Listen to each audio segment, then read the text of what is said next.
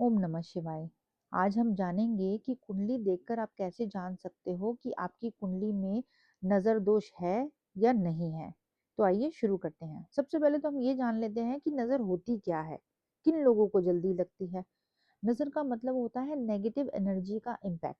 यानी कि आपने देखा हो ना, कई लोग जो है ना बहुत ज़्यादा अट्रैक्टिव होते हैं, सक्सेसफुल होते हैं, सेंसिटिव नेचर के होते हैं या फिर इमोशनल होते हैं। तो ऐसे लोगों को ना जल्दी से नज़र लग जाती है। तो एस्ट्रोलॉजी में वो कौन से योग हैं, आज हम उसके बारे में बात करने वाले हैं। अगर कहीं पर भी चंद्रमा अशुभ स्थिति में हो, छठे, आठवें, 12वें भाव में हो, यानी कि छठे, आठवें, 12वें भाव में अगर चंद्रमा बैठे हुए हैं, तो ये जो है ना चंद्रमा को खराब करने का काम करते हैं। यानी कि यहाँ पर जो है ना चंद्रमा अशुभ स्थिति में आ जाते हैं। और चंद्रमा क्या है? चंद्रमा हमारे माइंड के कारक है, चंद्रमा हमारे इमोशंस के कारक है, मन के कारक है। और चंद्रमा जब भी पीड़ित होता है तो हमारा जो मन है ना, वो विचलित होना शुरू हो जाता है, वो डिस्टर्ब होना शुरू हो जाता है। ठीक है? इसके अलावा चंद्रमा कहीं पर भी नीच का बैठा हुआ हो, किसी भी भाव में क्यों ना है, चाहे पहले में है, चाहे दूसरे में है, तीसरे में है, किसी भी भाव में है, लेकिन चंद्रमा जो है नीच की स्थिति में होके बैठे हुए हैं, तो यहाँ पर भी जो है ना चंद्रमा अशुभ माने जाते हैं। इसके अलावा जो है चंद्रमा का कॉम्बिनेशन कहीं पर भी राहु, केतु या शनि के साथ बना हुआ हो, ठीक है ना? तो ये भी जो एक बहुत बड़ा योग बनाते हैं नज़र दोष का, इविल आई का योग बनाते हैं। ऐसे लोगों का भी जो ऑरा है ना, वो धीरे-धीरे नेगेटिव होना शुरू हो जाता है, वीक होना शुरू हो जाता है, क्रैक होना शुरू हो जाता है, जिसकी वजह से ना ऐसे लोगों में ना क्या होता है, ओवरथिंकिंग बहुत ज़्यादा करने लगते हैं, सेल्फ डाउट करने लगते हैं। इनकी जो एनर्जी है ना वो धीरे-धीरे लीक होनी शुरू हो जाती है।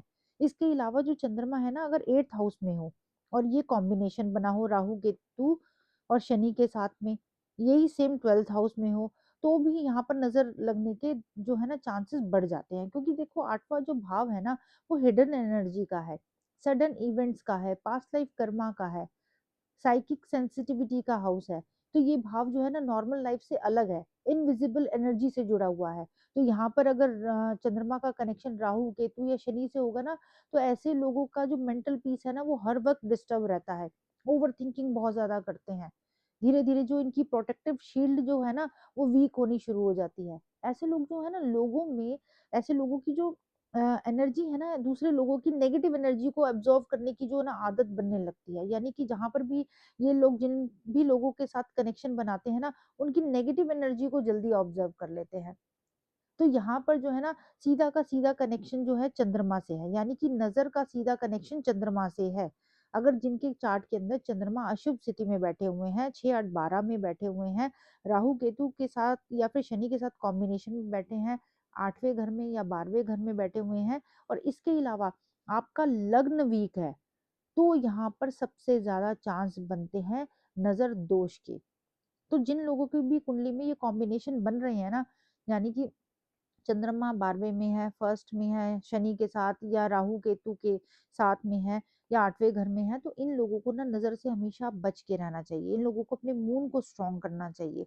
इन लोगों को ज़्यादा से ज़्यादा मून की रेमेडी करनी चाहिए। अपनी ऑरा को पॉजिटिव रखने की कोशिश करनी चाहिए और हमेशा अपने थॉट को पॉजिटिव रखने की कोशिश करनी चाहिए।